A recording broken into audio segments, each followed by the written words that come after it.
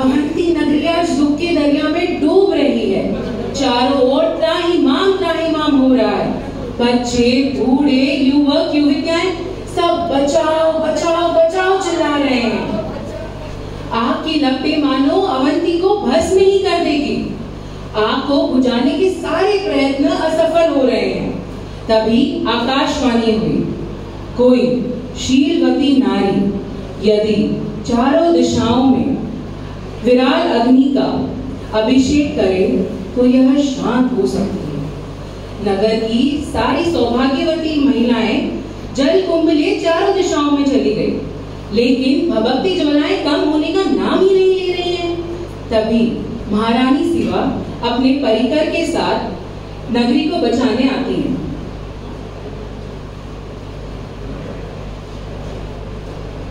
नमो अनंतानम, नमो सिद्धानम, नमो आयर्यानम, नमो उवज्जायानम, नमो लोए सब साहुरम, ऐसो पंच नमोकारो सब पाव बनासनो, मंगलानम च सब्बेसिम परमं हवै मंगलम।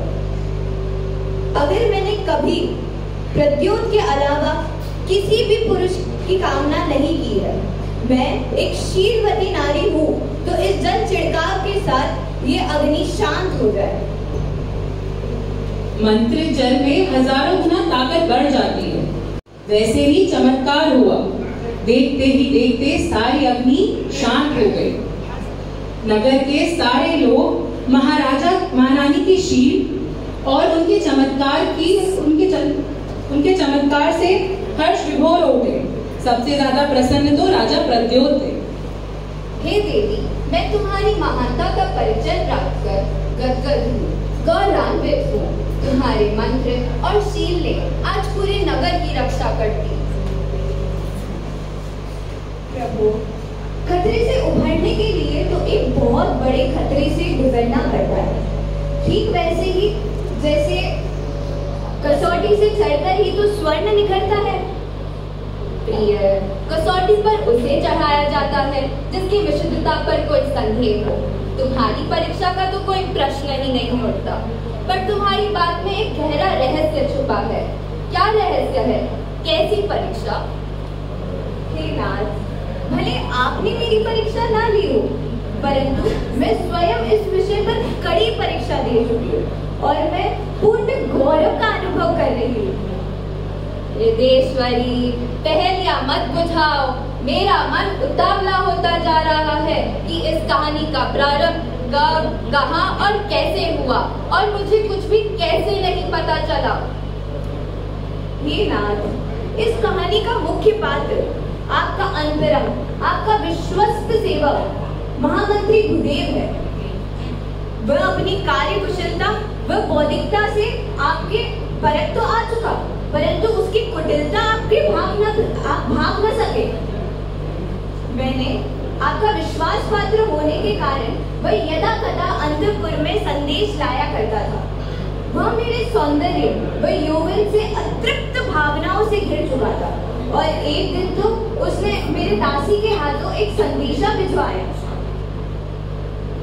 अब हम आपको पीछे ले जाते हैं, जहां रानी बैठी है और महामंत्री उन्हें घूरे जा रहा है।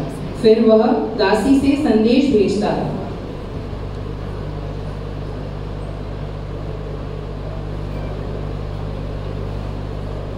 महारानी की जय हो। महारानी आपके लिए एक संदेश भेजा है। किसका संदेश है प्रियंवदा? ये महामंत्री भूदेव ने दिया है आपके लिए। रानी ने संदेश खोला और देखकर गुस्से में बोली, दुष्ट! ऐसा दुस्साहस! फिर कभी ऐसा संदेश लाया तो तुम्हारी खैर नहीं होगी। मैं एक पतिव्रता नारी हूँ। उज्जैन का महामंत्री तो गया, स्वयं इंद्रदेव आ जाए तो भी मैं अपना सतीत्व नहीं छोड़ूंगी। चली जाओ यहाँ से। क्षमा करें महारानी। ये सारा दृश्य मानो राजा के सामने चलचित्र की तरह नाच रहा हो। राजा ने ये सब सुनकर फिर रानी से पूछा, गुप्त संदेशा? देवी, तुम ही बता, यदि कोई सेवक अपने ही राजा को गले की तलवार से नापने का दुस्साहस कर सकता है, कैसी हिम्मत इस महामंत्री की। आपने मुझे बताया क्यों नहीं? फिर क्या हुआ रानी? महाराज, जैसे एक दुष्ट व्यक्ति अपनी दुष्टता नहीं छोड़ सकता, वैसे ही महामंत्री यदा कदा अंतपुर में मिष्ठान, वस्त्र, आभूषण आदि भेंट स्वरूप लाया करते थे। मैं आपको बताने ही वाली थी, किंतु आपको आवश्यक कार्य से बाहर जाना पड़ा और तब महामंत्री ने अपने अस्वस्थ होने का बहाना दे वो आपके साथ नहीं गए। राजा अपनी सेना के साथ 2 दिन के लिए बाहर जाते हैं। तभी महामंत्री अंतःपुर आता है। अंतःपुर में रानी अपनी दासी के साथ बैठी थी। इशारा करते ही दासी वहां से चली जाती है। देवी, मैं कई महीनों से इस घड़ी की राह देख रहा था। आज मैं तुम्हारे द्वार पर पहुंचा हूँ। अंदर आने का तुम केवल एक इशारा कर दो। मंत्री जी, आप तो महल में प्रवेश कर चुके हैं, फिर प्रवेश की अनुमति? ये क्या बचकानी बात कर रहे हैं? सब कुछ जानकर भी अनजान न बनो देवी। मेरा एक एक पल युग के समान बीत रहा है। परीक्षा और प्रतीक्षा को छोड़कर अभिलाषा को पूर्ण करने की बात करो। बस एक बार हाँ कर दो देवी, मुझे जीवन भर की तृप्ति प्राप्त हो जाएगी। पर नारी के साथ ऐसा अश्लील व्यवहार करते हुए तुम्हें शर्म नहीं आई? चुल्लू पर पानी में डूब मरने वाली बात की है। मेरी गरिमा तो ना करे, पर अपनी पद की गरिमा का तो ख्याल रखते। चले जाओ यहाँ से, वरना मैं महाराज को सब बता दूंगी। बस एक बार हाँ कर दो देवी, मैं जिंदगी भर के लिए तुम्हारा दास बना रहूंगा। लोग लज्जा और विवेक को खूंटी पर टांग कर आए हो क्या? चले जाओ, वरना मैं महाराज को सब बता दूंगी। अपनी दान न करते देख महामंत्री वहां से चले गए। डर के मारे वो बहुत बीमार हो गए।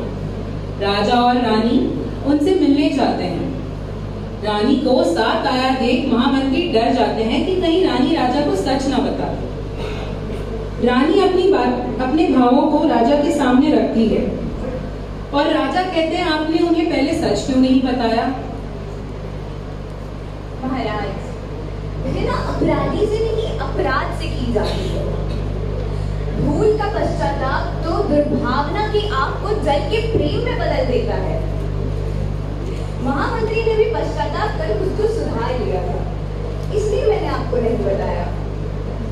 मैं तुम्हारी दृढ़ता और साहस का कायल बन चुका हूँ। यदि तुम मुझे पहले बता देती तो निश्चित कोई ना कोई अनहोनी हो जाती मुझसे। तुमने सिंहनी की तरह गर्जन कर महामंत्री रूपी युवा हस्ती को सतपथ दिखा दिया। प्राणनाथ, इस पुण्य घड़ी में मैं आपसे एक स्वीकृति चाहती हूँ। कैसी स्वीकृति देवी? अभी कुछ दिनों में हमारी अवंती नगरी में हमारे आराध्य प्रभु महावीर का पदार्पण हो रहा है। उनके चरणों के अंतर्गत मैं आत्मनाथ कहना चाहती हूँ, वह भी आपकी आज्ञा से महाराज। राजा की आज्ञा पा भगवान महावीर के पद दर्शन में उसे जीवन का वास्तविक आलोक मिल गया और वह एक अखंड ज्योति के रूप में उसकी चेतना रूपांतरित हो गई। इस प्रकार उस महासती का स्मरण कर हम भी अपने जीवन में ज्ञान, दर्शन और चारित्र्य की शुद्ध ज्योति जलाएं। शीघ्र अतिशीघ्र वरण करें। ओम।